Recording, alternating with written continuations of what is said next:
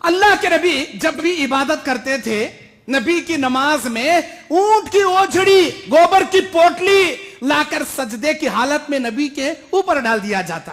تشہد میں بیٹھتے نبی کے گردن میں رسی یہ کپڑا باندھ کر پھانسی کا پھندا بنا کر مروڑ کر نبی کے سانس گھٹنے جیسی تکلیف سے اذیت دیتے. نبی رات میں مسجد حرام سے اپنے گھر جانے کے جو راستہ تھا اس میں کانٹے بچھا دیا کرتے تھے. دن میں نبی کی دعوت پر پتھروں پیچھے سے مار کر گالیاں بکواس کیا کرتے تھے. یہ کون تھے؟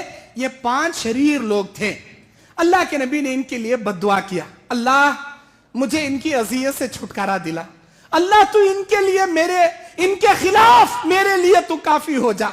اللہ کے نبی کی بد دعا حضرت اللہ تبارک و تعالیٰ جبرائیل امین کو روانہ کیا.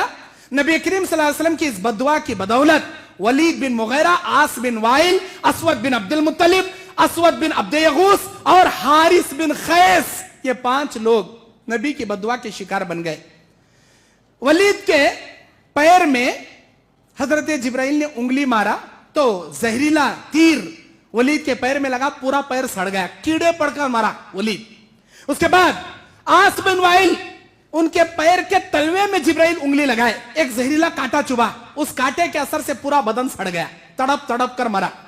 اس کے بعد اسود بن مطلب ایک شریر آدمی تھا, وہ اس کی آنکھ میں جبرائیل نے انگلی لگائی تو اس کی آنکھ پھول گئی, کچرا پڑا, لگڑتے آنکھ پھول گئی, پانی بہنے لگا اور آنکھ پھوٹ گئی.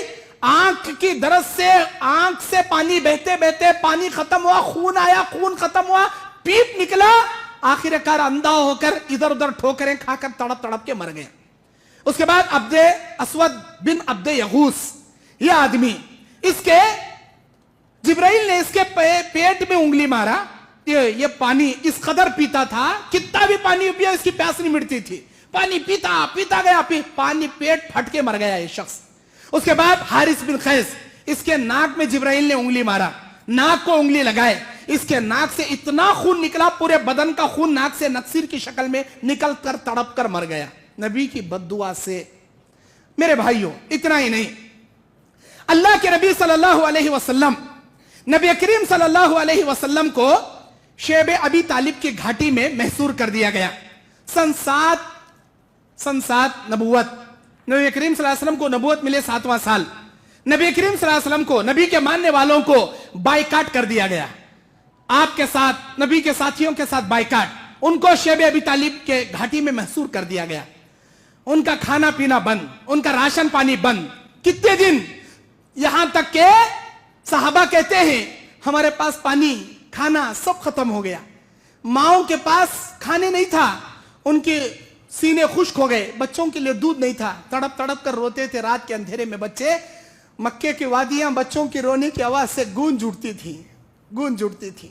نبی کے صحابہ کے خلاف 18 رولز, 18 قانون کعبۃ اللہ کے دروازے پر چمڑے کے اوپر لکھ کر لٹکا دیے گئے تھے. کوئی ان سے بات نہیں کرے گا, کوئی ان کو نہیں بیچے گا, کوئی ان کو سلام نہیں کرے گا, کوئی ان کو راشن نہیں دے گا, پانی نہیں دے گا, وغیرہ وغیرہ. سخت قوانین, 18 قوانین لکھ کر کعبۃ اللہ کے دروازے پر لگائے دیے گئے.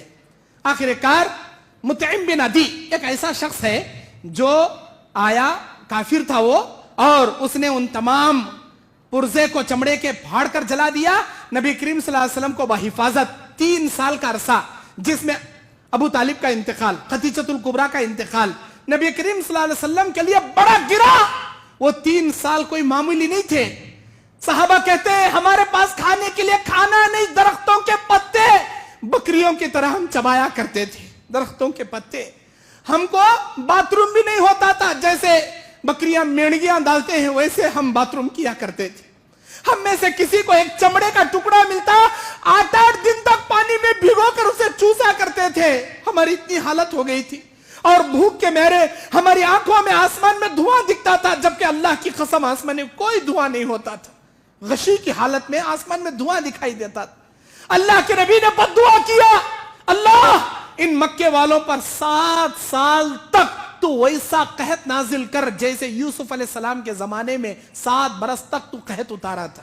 نبی کی یہ بد دعا قبول ہوئی. 7 سال تک مکے پر قحط نازل ہوا. یہ لوگ آئے نبی سے معافی مانگنے, لیکن 7 برس تک قحط سالی سے جڑتے رہے مکے والے.